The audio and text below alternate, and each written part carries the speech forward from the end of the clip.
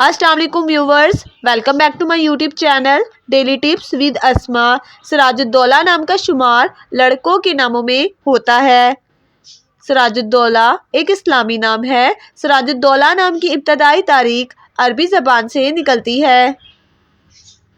सिराजुद्दौला नाम के लड़कों के लिए खुशकिस्मत नंबर 7 माना जाता है। सिराजुद्दौला नाम का मतलब है सूरज का दायरा। खुशकिस्मत दिनों में जुम्मा और जुमेरात का दिन शामिल है। सिराजुद्दौला नाम का शुमार इंटरनेट पर सबसे ज़्यादा सर्च होने वाले नामों में से होता है। खुशकिस्मत धातों में हिस्सों के हिसाब से चांदी शामिल है।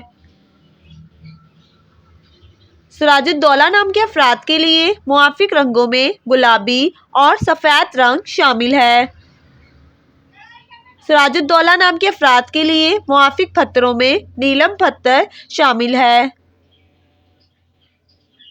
फ्रेंड्स, अगर आप अपने नाम का मतलब जानना चाहते हैं तो कमेंट बॉक्स में अपना नाम लिखें। इंशाल्लाह हम आपके नाम की वीडियो ज़रूर बनाएंगे। Thanks for watching. अल्लाह हाफिज़।